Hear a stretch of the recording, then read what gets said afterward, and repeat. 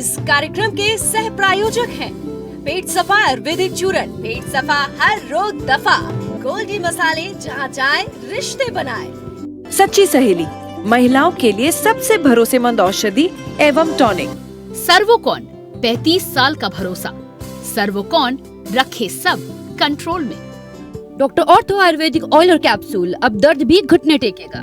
रूप मंत्रा Ayurvedic face wash, ये कोई कॉस्मेटिक नहीं, आयुर्वेदिक औषधि है। समकूल कूलर, जो हर दिल करे कबूल। समकूल। नैनीताल में पिछले 15 दिनों से धधक रही जंगल की आग हुई विकराल। आग बुझाने के लिए जुटी वायुसेना M17 हेलीकॉप्टर का भी किया जा रहा इस्तेमाल। नैनीताल वनाग्नि के मामले को लेकर हल्द्वानी दौरे पर सीएम पुष्कर सिंह धामी अधिकारियों के साथ बैठक कर करेंगे समीक्षा। चारधाम यात्रा को लेकर स्वास्थ्य मंत्री धन सिंह रावत ने की बैठक, तैयारियों की समीक्षा की, अधिकारियों को दिए तैयार रहने के निर्देश। प्रदेश में महंगी हुई बिजली दरें, बिजली दरों में करीब 7% की हुई बढ़ोतरी, नियामक आयोग ने जारी की नई दरें। डोईवाला में तेज रफ्तार का कहर, कार और ट्रक की जोरदार टक्कर, हादसे में 2 की मौके पर ही हुई मौत।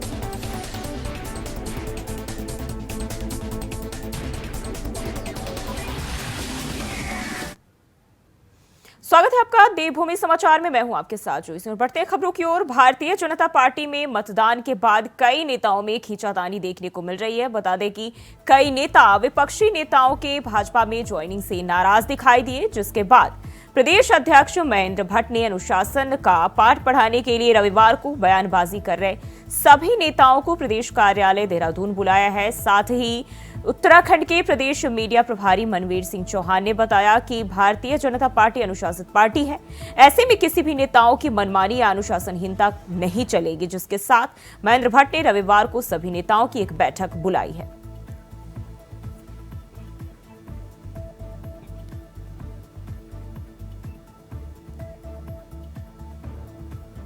भारतीय जनता पार्टी एक बहुत ही अनुशासित पार्टी के रूप में जानी जाती है और भारतीय जनता पार्टी अपने सभी वरिष्ठ पदाधिकारियों से, अपने चाहे छोटा कार्यकर्ता हो चाहे बड़ा कार्यकर्ता हो, सभी से अनुशासन में रहने की अपेक्षा करती है। जिस प्रकार का जो घटनाक्रम सामने आया है उसको लेकर के प्रदेश नेतृत्व के द्वारा आदरणीय प्रदेश अध्यक्ष महेंद्र भट्ट जी ने इसका संज्ञान लिया है और जिस प्रकार से ये मामला जो गंभीर मामला है उसको लेकर के जो जिन्होंने इस प्रकार की जो वक्तव्य दिया है उनको कल आदरणीय प्रदेश अध्यक्ष जी के द्वारा तलब किया गया है।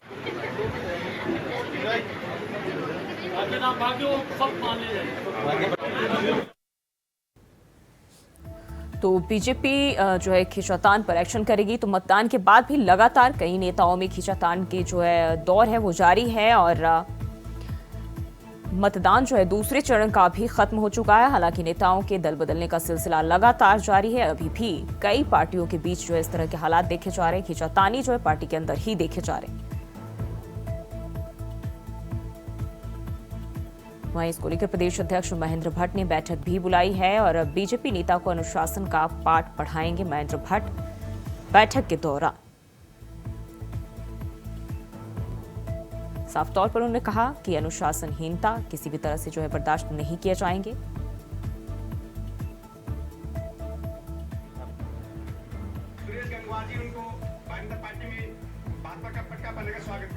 और इसी खबर पर ज्यादा जानकारी के साथ देहरादून से तुषार गुप्ता हमारे साथ जुड़ गए हैं। तुषार, प्रदेश अध्यक्ष महेंद्र भट्ट ने बैठक बुलाई है, जो खींचातानी का दौर है वो लगातार जारी है, क्या खबर मिल रही है?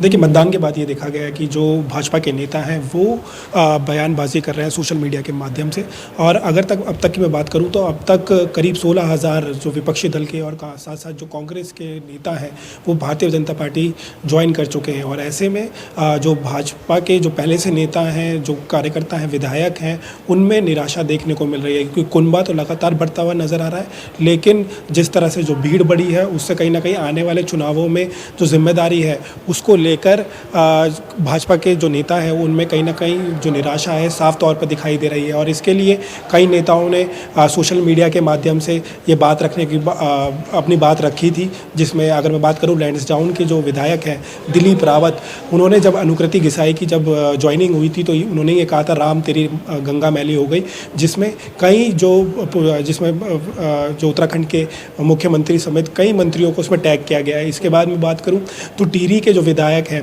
किशोर उपाध्याय, उन्होंने एक लेटर भेजा टीएचडीसी को, और उसमें जो दिनेश धने हैं कांग्रेस से विधायक रह चुके हैं, मंत्री रह चुके हैं और उन्होंने भारतीय जनता पार्टी ज्वाइन करी है, उनके खिलाफ एक लेटर लिखा गया जिसमें उन्होंने अपनी छवि को धूमिल करने की बात की गई। तो कहीं ना कहीं खींचातानी पूरे प्रदेश भर में देखने को मिली। उसके बाद रानीखेत में से एक ऑडियो वायरल हो रहा था, जो रानीखेत के विधायक हैं उनका एक ऑडियो वायरल हो रहा था जिसमें वो 30 लाख रुपए मांगते हुए नजर आ रहे थे। तो ऐसे में प्रदेश भर में से खींचाताना की जो खबरें हैं वो साफ तौर पर नजर आ रही थी, जिसके बाद जो प्रदेश अध्यक्ष ने इसका संज्ञान लिया और रविवार को एक बैठक होने जा रही है जिसमें इन सभी मंत्रियों और साथ साथ जो विधायक हैं जो इस तरह की खींचतान कर रहे हैं, जो नए भारतीय जनता पार्टी में ज्वाइन हुए हैं, उनके खिलाफ जो जिस तरह से ये नाराज़गी दिखाई दे रही है उनकी क्लास ली जाएगी, उन्हें पाठ पढ़ाया जाएगा अनुशासन का।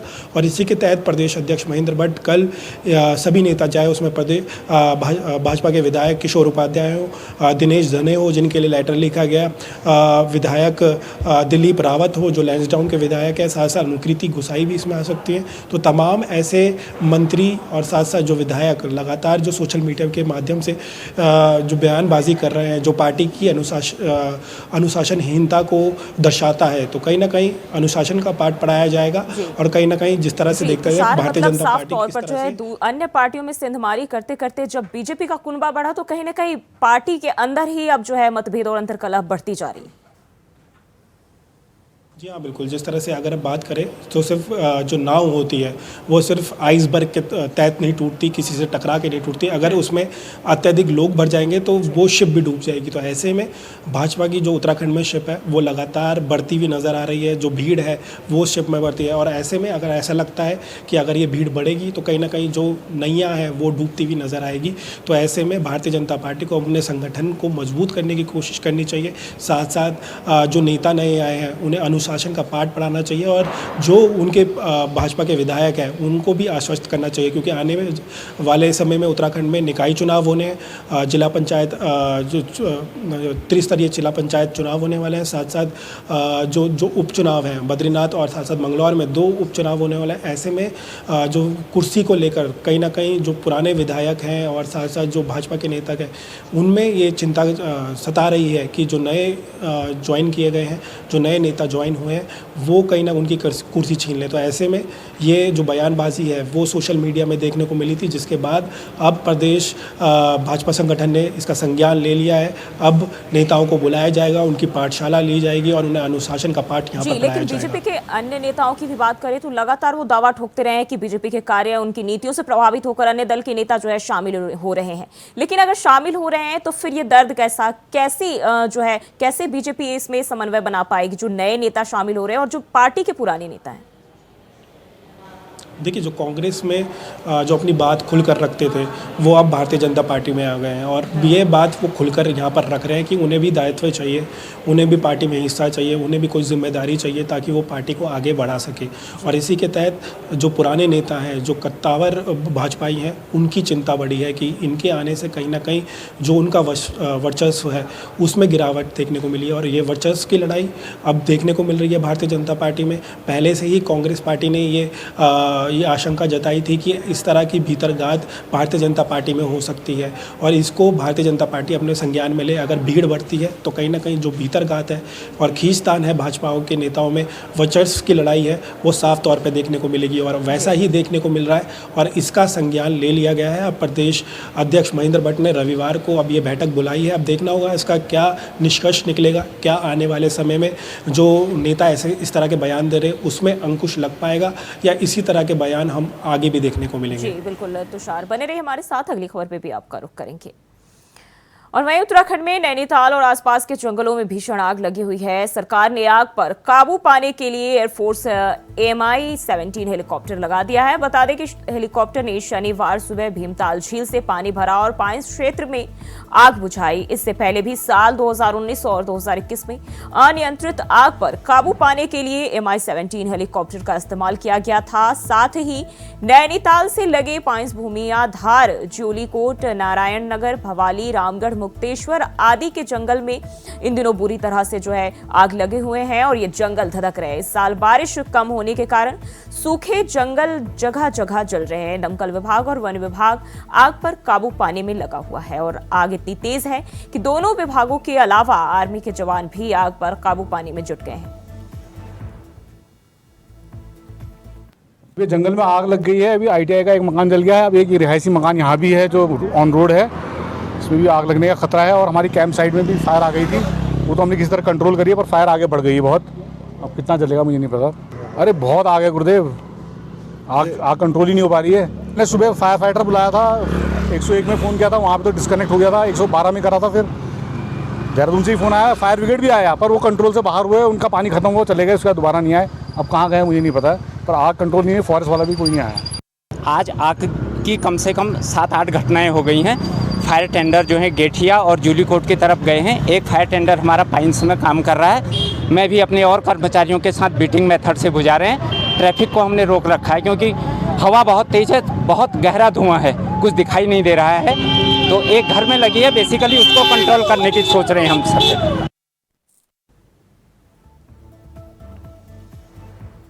तो ये आग से जंगल लगातार धधक रहे हैं और अब तक आग पर काबू नहीं पाया जा सका है। और तुषार गुप्ता लगातार हमारे साथ बने हुए। तुषार, जिस तरीके से जंगल की आग लगातार बढ़ते ही जा रहे हैं, इस पर काबू नहीं पाया जा सकता है अभी फिलहाल लेकिन अगर बात करें वहां रहने वालों की, उनके लिए कितना मुश्किल होता हुआ दिखाई दे रहा है? देखिए, हर साल की अगर मैं बात करूं काफ़ी चैलेंजिंग हो जाती है फॉरेस्ट फायर वन विभाग के लिए और साथ साथ जो कर्मचारी हैं वन विभाग के उनके लिए। और लगातार ये कोशिश की जाती है कि हर साल हम इस वन अग्नि को रोका जाए, लगातार जो प्रयास है वो किए जाएं और जन जागरूकता भी इसके तहत चलाई जाती है। क्योंकि लगातार ये देखा गया है जो ये फायर्स होती है वो मैन मेड होती है, जिसमें से अब तक मैं बात करूं तो 129 अज्ञात लोगों के खिलाफ जो मुकदमा है वो दर्ज हो चुका है। 3 लोगों की गिरफ्तारी इसमें हो चुकी है और साथ साथ करीब 14 से 15 लोगों के नामजद मुकदमे दर्ज हुए हैं। तो लगातार ये प्रयास किए जा रहे हैं जो मैन मेड जो आग लगाई जा रही है जंगलों में उसमें अंकुश लगाया जा सके। क्योंकि नेचुरल जो फायर है वो ह्यूमिडिटी के कारण बताया जा रही है कि ह्यूमिडिटी कम होने से, क्योंकि बरसात नहीं हुई है 2 महीने से, आज थोड़ा मौसम में बदलाव देखने को मिला है। जो बरसात है वो कई क्षेत्रों में हुई है, देहरादून में भी देखने को मिली है। इससे कहीं ना कहीं जो राहत है जो जंगलों की लगातार फायर बढ़ती। समीर शाह भी हमारे साथ नैनीताल कर्णप्रयाग से जुड़ गए हैं। समीर, अगर हम बात करें इस वक्त की क्या अपडेट मिल रही है, क्या हालात देखे जा रहे हैं? जी बिल्कुल, देखिए जो क्योंकि जिस तरीके से जंगल जल रहे थे, उसके बाद सवेरे MI-17 हेलीकॉप्टर से मदद ली गई थी, जिससे भीमताल झील से पानी बकेट के माध्यम से उठाया और जो जिन क्षेत्रों में वहाँ छिड़काव किया था। तो देखिए थोड़ी राहत जरूर है इससे। जो दमकल विभाग है, फॉरेस्ट की टीम है, उनको भी बड़ी मदद मिली है। फिलहाल देखिए अभी जो स्थिति मैं आपको बता दूं कि 1-2 क्षेत्र अभी ऐसे हैं जहाँ अभी और इसके साथ कुछ एक जो क्षेत्र था जिसके लिए MI-17 का इस्तेमाल किया गया था। समीर, आपकी आवाज नहीं आ रही है, दोबारा से जोड़ने की कोशिश करेंगे। तुषार, अगर हम बात करें आसपास के लोगों की, उनके बीच कैसी हलचल दिखाई दे रही है? क्योंकि आग लगातार बढ़ता जा रहा है, कहीं ना कहीं ऐसे में आवाजाही में भी लोगों को काफी मशक्कत हो जाती है। देखिए, जिस तरह से नैनीताल की जो तस्वीरें हैं वो सामने आई कि जो आग है वो रिहायशी इलाकों में पहुंच सकी है। अगर मैं बात करूं शुक्रवार की, तो शुक्रवार में हाई कोर्ट के पास तक जो आग थी वो पहुंच चुकी थी। तो कहीं ना कहीं लोगों में डर है आग को लेकर। साथ साथ वो अपना जो जहां पर संभावित क्षेत्र है जहां पर लग रहा है कि फायर वालों को कि जो आग है बढ़कर रिहायशी इलाकों में आ रही है, वहाँ से जो लोग हैं उनको निकालने की कोशिश भी की जाएगी। साथ साथ MI-17 के माध्यम से जो आग है इलाके हैं, क्योंकि अभी तक माना जा रहा है कि जो कई क्षेत्र हैं ऐसे जहाँ पर हल्की अभी आग लगी हुई है, क्योंकि कई संवेदनशील इलाके हैं जहाँ पर जो फायर ब्रिगेड की टीम है, वन विभाग की टीम है, वो नहीं पहुँच सकती। तो ऐसे में सेना की मदद ली जा रही है। वन सेना के मंत्री लगातार ये कोशिश कर रहे हैं कि जो क्षेत्र हैं, ऐसे प्रभावित क्षेत्र हैं, उनके हेलीकॉप्टर के माध्यम से जो पानी है वो छोड़ा जा सके, और इसके लिए जो भीमताल झील है और साथ साथ जो नैनीताल झील है, उनकी मदद से, उनके पानी के मदद से वहाँ से हेलीकॉप्टर से उठाकर वो प्रभावित क्षेत्रों में डाला जा रहा है। तो हर संभव प्रयास किया जा रहा है, चाहे वो फॉरेस्ट की टीम हो, चाहे वो फायर ब्रिगेड हो या फिर सेना हो, तमाम जी बिल्कुल। तुषार, समीर एक बार फिर से हमारे साथ जुड़ गए। समीर, अगर हम बात करें वहां अभी किस तरह से जो है आग पर काबू पाने की कोशिश की जा रही है, क्योंकि बड़े पैमाने पर जो है जंगलों में आग लगी है और लगातार ये बढ़ता जा रहा है, अभी के क्या हालात है?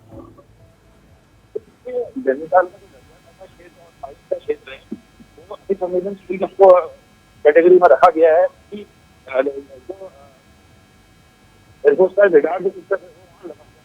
के बाद देखिए अभी है जो है आपको जी लगता है कुछ टेक्निकल प्रॉब्लम है और दोबारा से जोड़ने की कोशिश करेंगे। तुषार, हम अगर बात करें, अभी तक जो है खबर ये आ रही थी कि सीएम धामी भी इसको लेकर बैठक करेंगे। कब से बैठक शुरू होगी, किस तरह के दिशा निर्देश दिए जा सकते हैं, क्योंकि पहले भी उन्होंने इस पर काबू और रोकथाम के जो निर्देश हैं वो अधिकारियों को दिए थे। देखिए, अगर बीते दूसरे हफ्ते की बात करें तो सीएम धामी इसके लिए पहले से गंभीर थे और लगातार अधिकारियों को निर्देश कर रहे थे, मॉनिटरिंग लगातार चल रही थी, और इसी के तहत आज करीब 3:30 बजे वो हल्द्वानी पहुंचेंगे। और जो अधिकारी हैं, चाहे वो कमिश्नर हो, वन विभाग से संबंधित जितने भी अधिकारी हों, साथ साथ SDRF NDRF की टीमें भी वहाँ पर लगी हुई है। तो ऐसे में सेना के जवानों के साथ साथ सभी से बात करेंगे कि किस तरह से जो लोग हैं, क्या जंगलों की आग को कितना काबू पाया जा चुका है, क्या बरसात हमारी हेल्प कर पा रही है, क्योंकि नैनीताल क्षेत्र में अगर बात की जाए तो बरसात की फिलहाल कोई सूचना नहीं आई। अगर बरसात होती है तो कहीं ना कहीं जो अंदर के एरिया है, जो संवेदनशील इलाके हैं, वहाँ पर अगर आग लगती है तो वो बुझने की उसकी गारंटी हो सकती है। तो ऐसे में हर संभव प्रयास किए जा रहे हैं। मुख्यमंत्री पुष्कर सिंह धामी खुद नेतृत्व करते हुए हल्द्वानी आज पहुँचेंगे और वहाँ पर हाई लेवल की बैठक की जाएगी। तो गंभीर है सरकार, 600 से अधिक जो हेक्टेयर है अब तक जल चुके हैं और लगातार ये प्रयास किए जा रहे हैं कि इन्हें कम किया जाए। आज बरसात ने जरूर साथ दिया है प्रशासन का, लेकिन ये देखना होगा कि आने वाले समय में हम कितनी इसकी मदद कर सकते हैं, कितनी हम और जो मेहनत है वो कर सकते हैं ताकि जो वन अग्नि है उसे रोका जा सके। जी तुषार, बहुत बहुत शुक्रिया आपका तमाम जानकारी के लिए। और बढ़ते आगे, उत्तराखंड में आगामी 10 मई से चार धाम यात्रा की शुरुआत होने जा रही है। बता दें कि चार धाम यात्रा की तैयारियों को लेकर प्रदेश के स्वास्थ्य मंत्री डॉक्टर धन सिंह रावत ने बैठक की। आपको बताते चले कि उत्तराखंड में लोकसभा चुनाव संपन्न होने के बाद प्रदेश के स्वास्थ्य मंत्री डॉक्टर धन सिंह रावत विभागीय कार्यों को लेकर सक्रिय हो गए हैं। उन्होंने भारत निर्वाचन आयोग से आगामी चार धाम यात्रा की तैयारियों की समीक्षा की अनुमति मिलते ही चार धाम यात्रा से संबंधित जनपदों के मुख्य चिकित्सा अधिकारियों के साथ बैठक की, जिसमें उन्होंने यात्रा मार्गों पर स्वास्थ्य व्यवस्थाओं को चाक चौबंद करने के निर्देश अधिकारियों को दिए। इसके साथ ही श्रीनगर एवं दून मेडिकल कॉलेज सहित एम्स ऋषिकेश को अलर्ट मोड पर रहने के निर्देश भी दिए। साथ ही स्वास्थ्य मंत्री ने बताया कि आगामी 10 मई से प्रदेश में शुरू होने वाली चार धाम यात्रा के सफल संचालन को लेकर राज्य सरकार पूरी तरह से संजीदा है। राज्य सरकार यात्रा मार्गों पर श्रद्धालुओं को बेहतर स्वास्थ्य सुविधाएं मुहैया कराने में जुटी है। अब इसके लिए ठोस रोड मैप तैयार भी किया जा रहा है। देखिए, सबसे पहले तो मैं चुनाव आयोग का धन्यवाद देना चाहता हूं कि मैंने चुनाव आयोग से परमिशन ली थी कि हमारे यहाँ चार धाम यात्रा बहुत जल्दी शुरू होने वाली है और हमको चार धाम यात्रा के तहत विभागीय समीक्षा बैठक करनी है, क्योंकि लाखों तीर्थयात्री हमारे प्रदेश में आते हैं। और आज चुनाव आयोग की परमिशन के बाद मैंने सभी सीएमओ की एक बैठक ली है। उसमें महानिदेशालय के भी लोग वर्चुअली जुड़े थे, यहाँ मेडिकल कॉलेज के लोग भी सब जुड़े थे और इसमें महत्वपूर्ण निर्णय लिए गए कि एक तो हम 77 108 जो हमारी एम्बुलेंस है वो पूरे यात्रा रूट पे लगाई जाएंगी और 80 हमारी एम्बुलेंस पूरी यात्रा रूट पे लगाई जाएंगी। और वहीं खबर रुड़की से है, जहां दो पक्षों में हुए विवाद का वीडियो तेजी से वायरल होने के बाद पुलिस सक्रिय हो उठी, जिसके बाद एसपी देहात स्वप्न किशोर सिंह ने कार्रवाई की बात कही है। आपको बता दें कि झबरेड़ा थाना क्षेत्र में दो पक्षों में विवाद के बाद झगड़े का वीडियो सोशल मीडिया पर वायरल हो रहा था, जिसमें एक व्यक्ति तमंचा लहराता हुआ दिख रहा है। बताया जा रहा है कि प्रॉपर्टी विवाद को लेकर दोनों पक्षों में विवाद हुआ था। वहीं पुलिस का कहना है कि वायरल वीडियो का संज्ञान लिया जा रहा है, जल्द ही मामले में कार्रवाई की जाएगी।